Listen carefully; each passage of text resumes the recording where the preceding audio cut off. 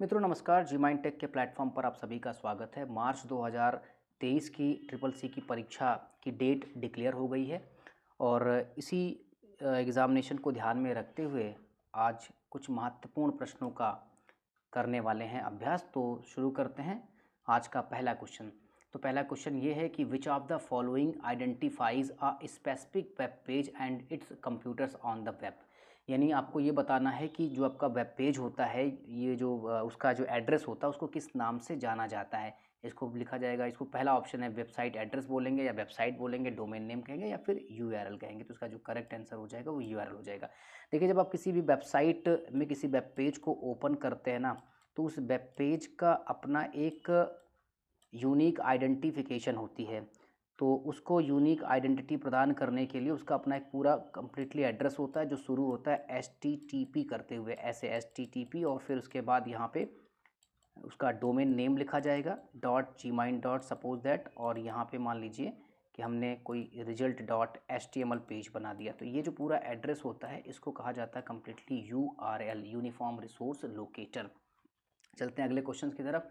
अगला क्वेश्चन है which of the following is the light weighted protocols, TCP, UDP, या ये दोनों प्रोटोकॉल या इनमें से कोई नहीं। तो सबसे पहले आप ये समझ लीजिए कि प्रोटोकॉल क्या होता है। प्रोटोकॉल सेट ऑफ रूल्स होता है। मान लीजिए अगर आप एक कंप्यूटर से दूसरे कंप्यूटर पर कम्युनिकेशन करना चाहते हैं तो ये कम्युनिकेशन करने के लिए आपको सारे रूल्स और रेगुलेशंस पहले बनाने पड़ेंगे, उन्हीं को हम प्रोटोकॉल के नाम से जानते हैं।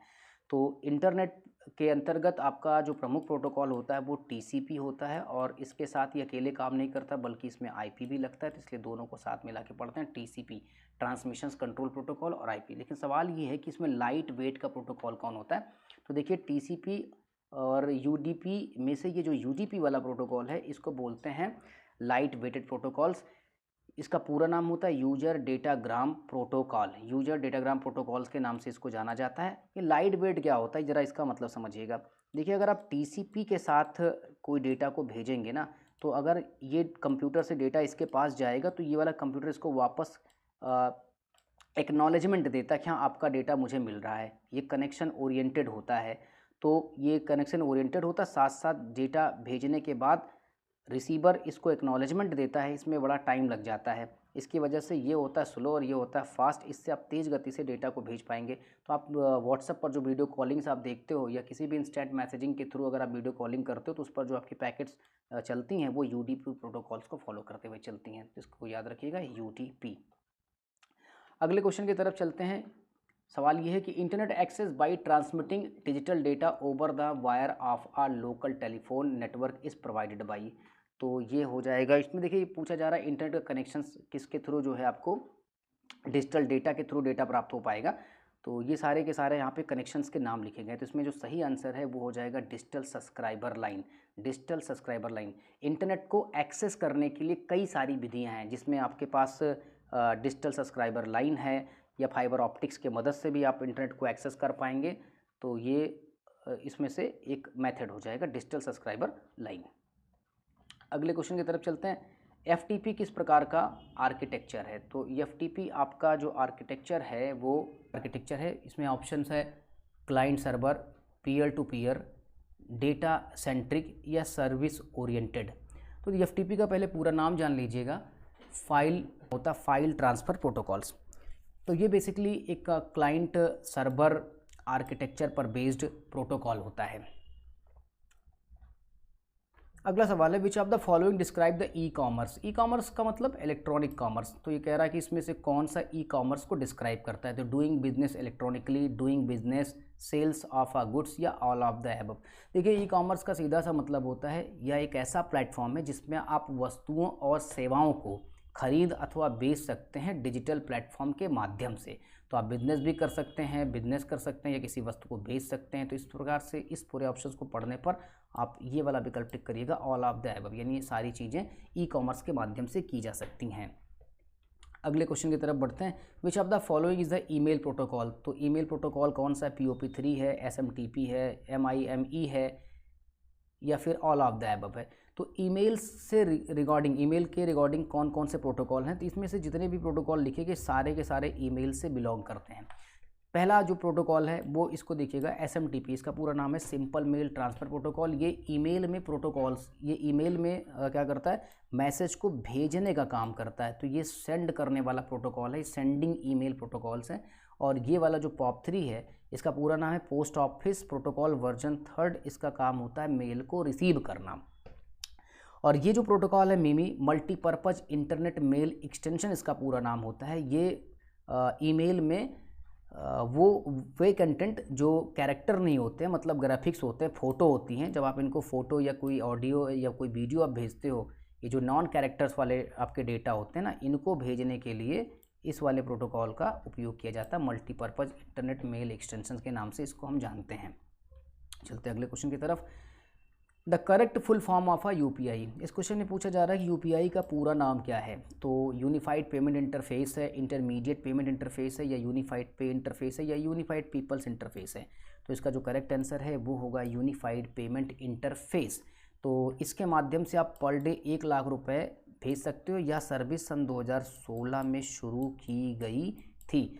UPI बेस्ड ऐपों की बात करें तो इसमें एक ऐप आता है जिसका नाम है Bhim Bharat interface for money. इसके अलावा पेटीएम है, या फिर आपका फ़ोनपे है, गूगल पे है, ये सभी के सभी उदाहरण है UPI बेस्ड ऐपों के। अगला क्वेश्चन, ईमेल स्टैंड्स फॉर यानी ईमेल का फुल फॉर्म क्या होता है। तो electronic man, electromagnetic mail, electronic mail. तो सिंपल सा क्वेश्चन है, इसका आंसर हो जाएगा इलेक्ट्रॉनिक मेल। तो ये आपके संदेशों को भेजने का एक माध्यम, एक तरीका, एक मेथड है जिससे आप कोई मैसेज एक कंप्यूटर से दूसरे कंप्यूटर पर भेज पाएंगे, जिसको हम ईमेल के नाम से जानते हैं। ये इस वाली व्यवस्था को शुरू करने का काम सन 1971 में रे टॉमलिंसन ने किया था। रे टॉमलिंसन, इनका नाम याद रखिएगा, इन्होंने शुरू किया था। और ईमेल के रिगार्डिंग 2 महत्वपूर्ण प्रोटोकॉल याद रखिएगा जो मेल को भेजता है, वो है एक SMTP, अभी पिछले वाले क्वेश्चन में आपने देखा था, जो मेल को भेजने का काम करेगा, नाम है सिंपल मेल ट्रांसफ़र प्रोटोकॉल। और मेल को रिसीव करने का काम है पोस्ट ऑफिस प्रोटोकॉल वर्जन 3। अगला question, firewall is the type of. Firewall क्या है, वायरस है, थ्रेट है, सिक्योरिटी है, वॉर्म है। तो फायरवॉल इन दिए गए विकल्पों में से सिक्योरिटी के काम में आता है। फायरवॉल, सपोज दैट ये हमारा कंप्यूटर है और ये इंटरनेट है, इधर से कोई ट्रैफिक आ रहा है, तो ये ट्रैफिक फायरवॉल क्या करता है, फायरवॉल एक तरह का प्रोग्राम होगा जो इंटरनेट से आने वाले ट्रैफिक को फिल्टर करता रहता है। कोई अनऑथराइज व्यक्ति इस सिस्टम्स के अंदर एंटर ना करने पाए, इसी को ध्यान में, इसी को देखने का काम फायरवॉल का होता है। तो फायरवॉल का काम बेसिकली सिक्योरिटी करने का होता है। चलते हैं अगले क्वेश्चन की तरफ। अगला क्वेश्चन है, gates are propagated through the network and the technologies like the SMS, Bluetooth, wireless medium, USB and infrared to affect the mobile phone. कुल मिलाकर के कहा यह जा रहा है कि इन सारी टेक्नोलॉजी से कौन मोबाइल फ़ोन को अफेक्ट करता है। तो वॉर्म है, एंटीवायरस है, मलवेयर है, या मल्टीमीडिया फाइल्स है। तो इसमें से जो इसका सही आंसर हो जाएगा वो मेलवेयर हो जाएगा। मेलवेयर एक मैलिशियस प्रोग्राम्स होते हैं, बैडवेयर होते हैं, जिनका वर्क होता है कि वो आपके सिस्टम्स के अंदर एंटर्ड करें और फिर आपके सिस्टम की जासूसी करना शुरू कर दें, आपके डेटा को आपके सिस्टम से कहीं और जहाँ पे ये सेट किया गया होगा डेजिग्नेशन, वहाँ पर ये भेजना, डेस्टिनेशन जहाँ पे सेट की जाती है वहाँ पर ये भेजना शुरू कर देते हैं। तो ये होते हैं आपके मेलवेयर। अब इनको प्रोटेक्ट करना होगा तो आपके अपने डिवाइस में, कंप्यूटर में या फिर आपके मोबाइल डिवाइस में एक अच्छा एंटीवायरस का होना आवश्यक है, जिससे इन सभी को स्कैन करके इनको तुरंत यानी इंस्टेंटली ही ब्लॉक किया जा सके। अगला क्वेश्चन है, UMANG app help to available the services such as. कौन सी सर्विसेज उमंग आपको प्रदान करता है। तो उमंग भारत सरकार के द्वारा डेवलप किया गया एक मोबाइल ऐप है जिसका पूरा नाम है unified mobile application for new age governance. 23 भाषाओं में इस समय ये अपनी सुविधाओं को यानी सर्विसेज को प्रदान कर रहे हैं, 100 से ज़्यादा सेवाएं दे रहे हैं। एक्चुअली उमंग का काम क्या है ना कि भारत सरकार के बहुत सारे जो डिपार्टमेंट हैं ना अलग अलग, और स्टेट गवर्नमेंट के भी बहुत सारे डिपार्टमेंट हैं। अब इन डिपार्टमेंटों से अलग अलग आपको मिलती हैं सर्विसेज, सेवाएं मिलती हैं। अब इनके लिए क्या करना पड़ेगा, इनके लिए सबके पास अलग अलग ऐप है। अब इन्हीं सारे ऐपों को एक जगह ला करके रख दिया गया है उमंग के अंतर्गत। आप उमंग वाले ऐप को इंस्टॉल करते हैं तो ये अलग अलग डिपार्टमेंटों के, अलग अलग स्टेट की जो गवर्नमेंट्स हैं उनमें जो सुविधाएं उन्होंने शुरू की हैं, उन सभी ऐपों को एक ही जगह पर आप प्राप्त कर पाएंगे, जिसका नाम है उमंग ऐप। तो ये filling income tax, making Aadhaar and PF, booking a gas cylinder, ये सारे काम कर देगा। तो इसलिए इसका जो करेक्ट आंसर हो जाएगा वो हो जाएगा all of the above. Which of the following is not a part of the operating system, तो इसमें से कौन सा ऑपरेटिंग सिस्टम का पार्ट नहीं है। तो देखिए ऑपरेटिंग सिस्टम बेसिकली हमारा एक सिस्टम सॉफ्टवेयर होता है, सिस्टम सॉफ्टवेयर होता है जिसका 3 प्रमुख काम है। पहला तो आपके हार्डवेयर को चलाने का काम करता है, यानी हार्डवेयर को, सॉफ्टवेयर को, हार्डवेयर, सॉफ्टवेयर और यूजर को ये इंटरफेस देने का काम करता है। तो ऑपरेटिंग सिस्टम जैसे कि उदाहरण के तौर पर मैं आपको बताऊं, विंडोज़ 10 है, विंडोज़ 11 है, लाइनेक्स है, यूनिक्स है, ये सभी के सभी ऑपरेटिंग सिस्टम के उदाहरण हैं। तो ये इनका सवाल ये कि इसमें से कौन सा पार्ट नहीं है। तो देखिए ये इनपुट और आउटपुट कंट्रोल करता है, इसमें कोई दिक्कत नहीं है, बिल्कुल सही बात है। ये हमारे जितने भी कंप्यूटर में प्रोग्राम चल रहे होते हैं उनको कंट्रोल करने का काम करता है, परफॉर्मेंस को मॉनिटर करता है, सुपरवाइजरी का काम ये नहीं करता है। ये वाला फिर इस वाले विकल्प के अकॉर्डिंग ये वाला जो है आपका सही आंसर हो जाएगा।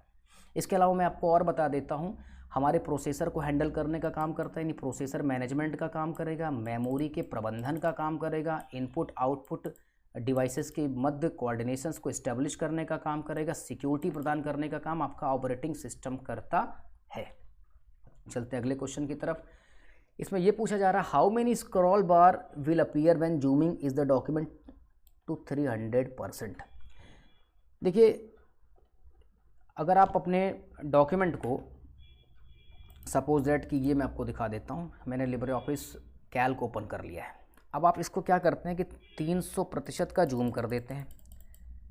हमने इसको 300% का जूम कर दिया। तो इनको स्क्रॉल बार कहा जाता है, ये वर्टिकल है और ये आपका हॉरिजेंटल है।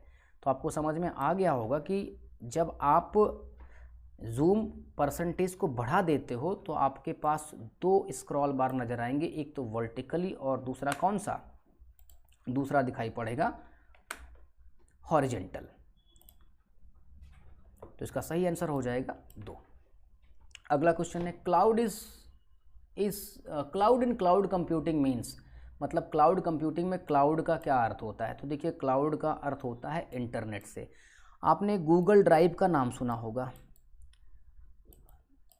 जब आप अपना कोई ईमेल अकाउंट जीमेल पर बनाते हैं तो आपको 15 GB का स्पेस फ्री में गूगल ड्राइव पर मिलता है। इसमें करते क्या है कि आपकी जो अपनी फ़ोटोज़ हैं या महत्वपूर्ण डॉक्यूमेंट हैं यहाँ पर स्टोर कर सकते हैं।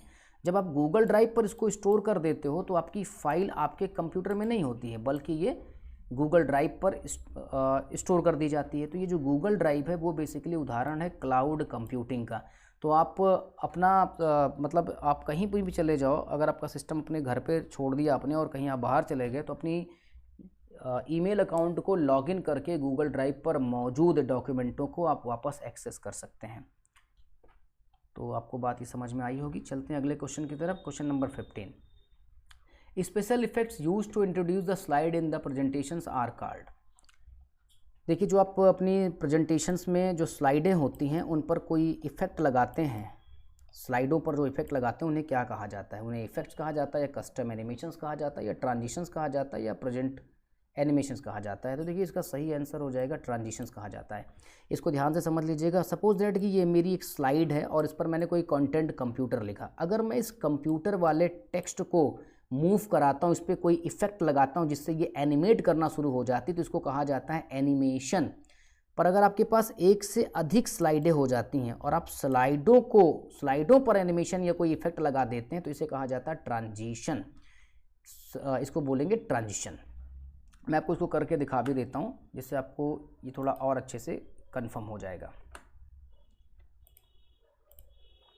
तो सबसे पहले आपको करना क्या पड़ेगा, अपना ये जो प्रोग्राम है लिब्रे ऑफिस इम्प्रेस, ये आपको करना पड़ेगा ओपन। तो चलते हैं फाइल मेनू में और यहाँ से प्रेजेंटेशंस का ये प्रोग्राम कर लेते हैं ओपन। मान लीजिए ये हमारी एक स्लाइड है, या नया ही रखिए ज़्यादा ठीक रहेगा। तो आपने यहाँ पर क्या कर दिया, अपने इस स्लाइड में अपने कंटेंट को टाइप कर दिया। अब अगर आपने इस पर कोई एनिमेशन लगा दिया, इसको आप सेलेक्ट रखिए और ये एनिमेशंस का जो ऑप्शन होता है, जो कस्टम एनिमेशंस होती है उसकी बात मैं कर रहा हूँ। तो आप चले जाइएगा एनिमेशन वाले इस ऑप्शन पर। यहाँ पर ये आपको साइड में इसका पैन नज़र आएगा और यहाँ से ये अपने इफेक्ट जो लगाया ऐसे जो मूव होकर के, ये था एनिमेशन। और अगर आपके पास एक से अधिक स्लाइडें हो जाती हैं, इन स्लाइडों पर अगर आप एनिमेशन लगा देते हो, जिसको कहा जाता है स्लाइड ट्रांजिशन। व्यू मेनू में जाइएगा, देखिएगा यहाँ पे स्लाइड ट्रांजिशंस का विकल्प दिया गया है। आप इसको दोनों को कंट्रोल करके सेलेक्ट रखिएगा, यहाँ से आप इफेक्ट को लगा देंगे तो ये कहलाएगा स्लाइड ट्रांजिशन। हमने सभी स्लाइडों पर लगा दिया है।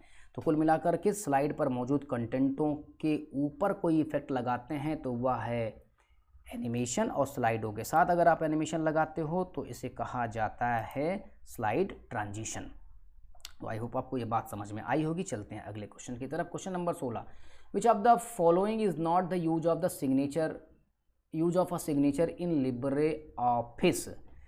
तो ये पूछ रहा है कि सिग्नेचर का उपयोग लिब्रे ऑफिस में किस लिए नहीं किया जाता है। तो इसका जो सही हो जाएगा वो होगा इंटीग्रिटी के लिए होता है, ऑथेंटिकेशंस के लिए होता है, और ये होता है नॉन रिप्यूडिएशंस के लिए होता है।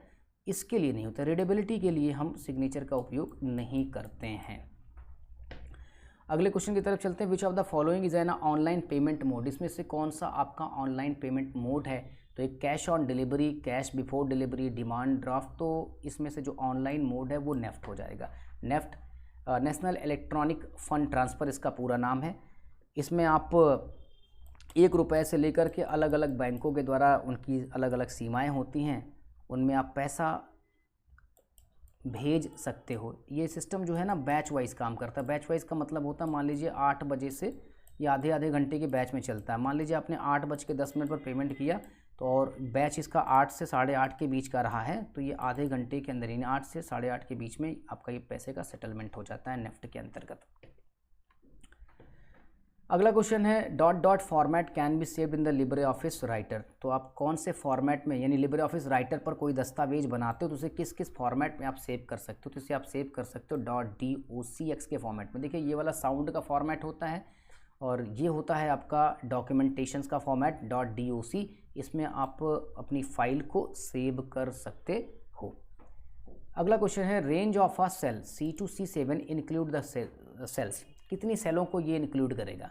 सपोज दैट आपने ये एक कॉलम बनाया जिसका नाम C है, और यहाँ से मैंने रो बना दी 1 2 3 4 5 6 और ये हो गया 7। यहाँ मैंने नंबर भी लिख दिया 1 2 3 4 5 6 7। अब ये कह रहा है C2 से लेकर के, यानी यहाँ से लेकर के यहाँ से लेकर के यहाँ तक आप करने वाले हो सेलेक्ट। तो कुल कितनी सेलें हो जाएंगी, 1 2 3 4 5 और 6। तो करेक्ट आंसर क्या हो जाएगा 6। ABCD से कॉलम लिखा जाता है स्प्रेडशीट के लिब्रे ऑफिस, अगर लिब्रे ऑफिस कैल्क की अगर आप प्रैक्टिस कर रहे हो या इस पर आप अपना प्रैक्टिकल वर्क कर रहे हो, तो ABCD से कॉलम लिखा जाता है, 1 2 3 4 से रो लिखा जाता है। A flame is the what online chain letters expert programmers message expressing strong opinion who break rules of the नेटिक्वेट्स।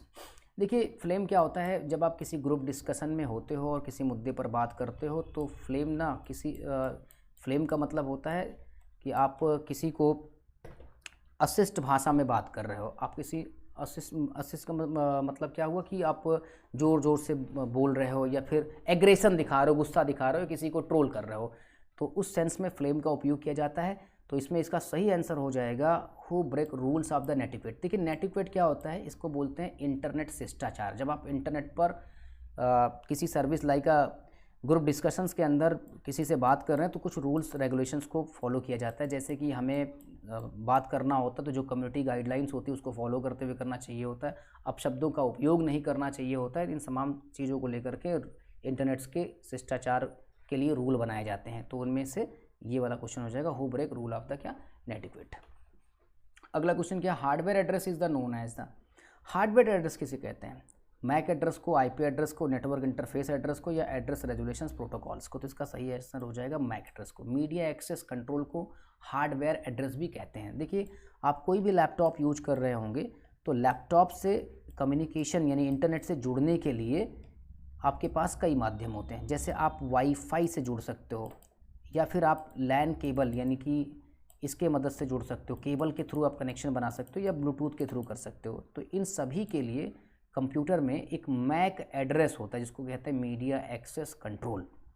ये 48 बिट का एड्रेस होता है, 48 बिट का होता है, और इसको हेक्साडेसिमल फॉर्मेट में लिखा जाता है। हेक्साडेसिमल का मतलब होता है कि 0 से लेकर के 9 तक की गिनतियाँ तो यूज में आएंगी, साथ साथ 10, 11, 12 को लिखने के लिए ABCD इत्यादि का उपयोग किया जाता है। तो हार्डवेयर एड्रेस का सही आंसर हो जाएगा मैक एड्रेस। अगले क्वेश्चन की तरफ चलते हैं। Which of the following method can be use to send money over UPI। तो किस मेथड के थ्रू हम UPI के थ्रू पैसा भेज सकते हैं।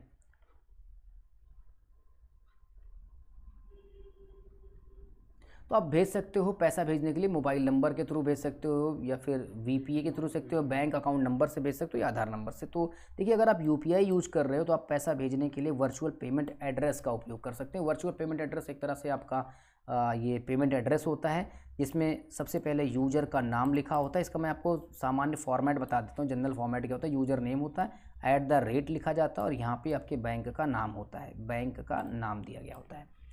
चलते हैं अगले सवाल की तरफ। Question number 23, which of the following is the example of the ISP। तो क्रोम, फायरफॉक्स, इंटरनेट एक्सप्लोरर, इनमें से कौन सा ISP है। ISP का पूरा नाम होता है internet service provider.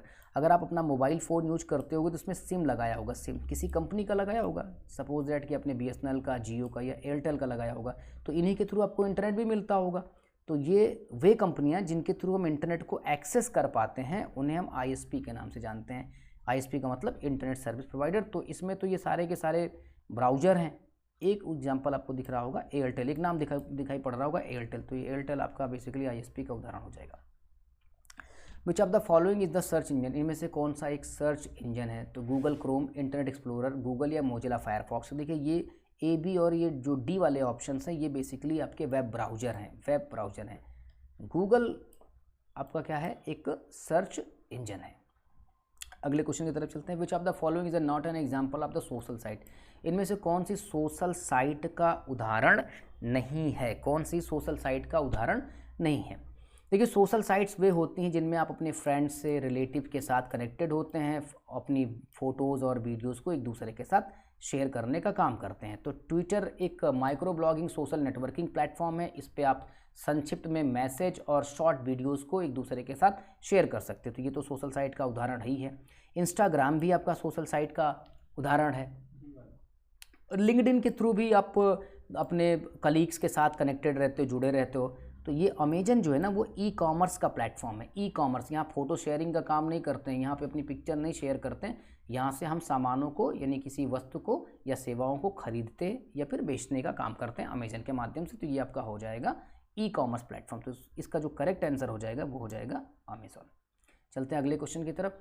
A block of the text automatically added to the end of the outgoing email is called.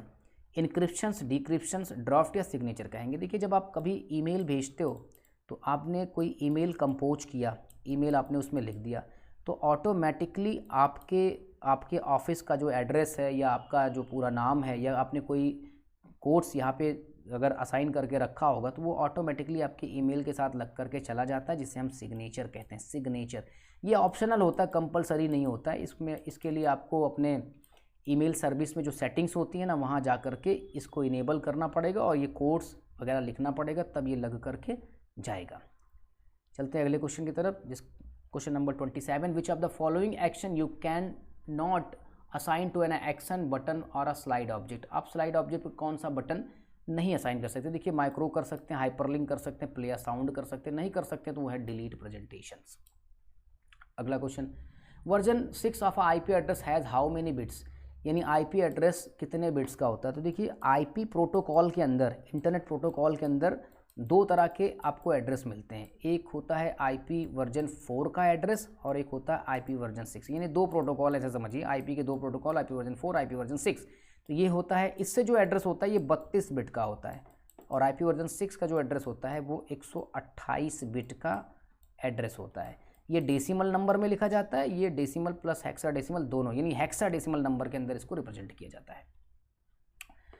तो अगला question 29, who has been interested with the task of the railway reservation by Indian railway. अगर आपको अपने railway का ticket बनाना है तो आप किस प्लेटफॉर्म की मदद से रेल का टिकट आप बुक कर पाएंगे, तो वो है IRCTC। Indian railway catering and tourism corporation इसका पूरा नाम है। तो इसके थ्रू आप अपना रेल का टिकट बुक कर सकते हैं। इससे रेल के टिकट में मैं आपको एक और बात बता दूं, एक होता है PNR, पैसेंजर नेम रिकॉर्ड बोलते हैं। 10 अंकों का ये PNR नंबर होता है और एक PNR पर आप 6 टिकट बुक कर सकते हैं। 6 टिकट बुक कर सकते हैं, ये याद रखिएगा, ट्रिपल सी में कई बार इसको पूछा गया है। अगला question 30, which of the following data can not be typed into the spreadsheet cell. कौन सा डेटा आप स्प्रेडशीट की सेल में टाइप नहीं कर सकते। देखिए स्प्रेडशीट का सीधा सा मतलब है, आपने अगर नाम सुना होगा एक्सेल का, एक्सेल, या ट्रिपल सी में एक्सेल नहीं पढ़ाया जाता है, ट्रिपल सी में आपको पढ़ना होता है लिब्रे ऑफिस कैल्क, यानी आप कैल्क पढ़ते हैं। कैल्क नाम का एक सॉफ्टवेयर है। तो इसमें होता क्या है कि ये आपकी सेल होती है, ये कॉलम है और ये रो है। जब ये दूसरे को इंटरसेक्ट करते तो ये सेल बन जाती है। तो इसमें आप क्या लिख सकते हैं, ये पूछ रहा क्या कर सकते हैं, क्या कैन नॉट बी टाइप, क्या नहीं किया जा सकता है। तो आप कोई टेक्स्ट तो लिख ही सकते हैं, सीरियल नंबर लिख देंगे, कोई भी नंबर टाइप कर सकते हैं, इसमें फॉर्मूला भी लगा सकते हैं। तो MP3 नहीं कर सकते हैं, MP3 साउंड का फॉर्मेट होता है, तो इसमें नहीं लिखा जा सकता है। इस तरह से इसका जो सही उत्तर हो जाएगा वो डी हो जाएगा। चलते हैं अगले क्वेश्चन की तरफ। विच of the following technology was use in the third generation computer. देखिए कंप्यूटर की अभी तक की 5 जनरेशन्स हैं, 5 जनरेशन। तो 5 जनरेशन्स में मैं आपको एक सारी बातें एक करके बता देता हूँ। पहली जनरेशन्स में जो टेक्नोलॉजी यूज होती थी वो वैक्यूम ट्यूब यूज की गई थी, वैक्यूम ट्यूब। दूसरे में ट्रांजिस्टर का उपयोग हुआ था। तीसरे में IC का इन्वेंशन हो गया था।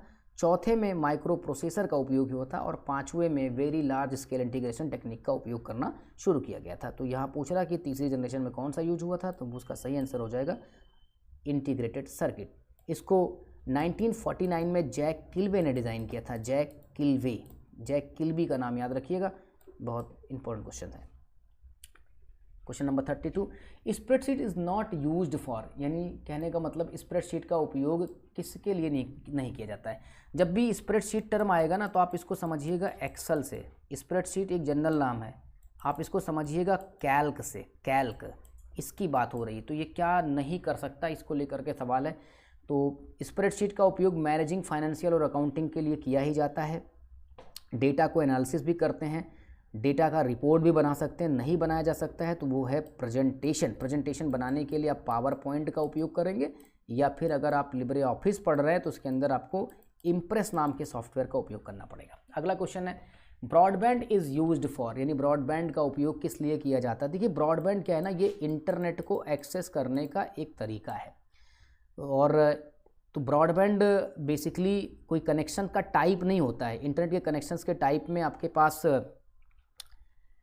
डायलअप कनेक्शंस होता है, DSL का कनेक्शंस होता है, ऑप्टिकल फाइबर का कनेक्शंस होता है। तो ब्रॉडबैंड ये जो हमारी ISPs है ना, इनके द्वारा इजाद किया गया शब्द था। इसका सीधा सा मतलब था ऐसा कोई भी इंटरनेट कनेक्शन जिसमें 256 kbps की स्पीड मिले, उन सभी को ब्रॉडबैंड में रखा जाता है।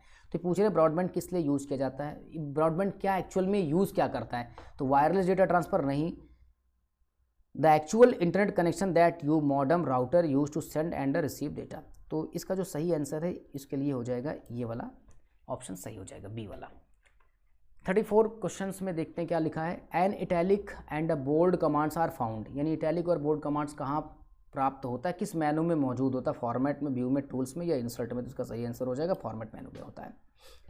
अगला क्वेश्चन है, feature of the Linux operating system. Linux एक ऑपरेटिंग सिस्टम है, ओपन सोर्स बेस्ड ये आपका ऑपरेटिंग सिस्टम है। पहला विकल्प है it is a multi user operating system, बिल्कुल बात सही है। It is a highly secure operating system, हाँ ये भी बात सही है। It is a multitasking operating system, ये भी सही है। तो अगर ये तीनों पॉइंट सही तो इसका मतलब हो जाएगा ऑल ऑफ द अबव। अगला क्वेश्चन है, a type of virtual reality environment in which subject are visually isolated from the real environment. मतलब वर्चुअल रियलिटी के अंदर बिल्कुल वास्तविक इन्वायरमेंट की तरह से कौन सा इसमें से जो दिया गया विकल्प है वो हमें दिखाता है, वो इमर्सिव है, सेमी इमर्सिव है, नॉन इमर्सिव है या ऑगमेंटेड। तो इसका जो सही आंसर है वो ऑगमेंटेड रियलिटी हो जाएगी। Choose the current instant messaging. Instant का मतलब होता है तुरंत मैसेज को भेजने वाला कौन सा ऐप है, ट्विटर है, लिंक्डइन है, टेलीग्राम है, इंस्टाग्राम है। तो अगर आप मैसेज को तुरंत भेजना चाहते हो तो इसमें जो ऑप्शन हो जाएगा वो हो जाएगा Telegram. OTP is a safe because, OTP का मतलब वन टाइम पासवर्ड, ये सेफ होता, सुरक्षित होता, क्यों।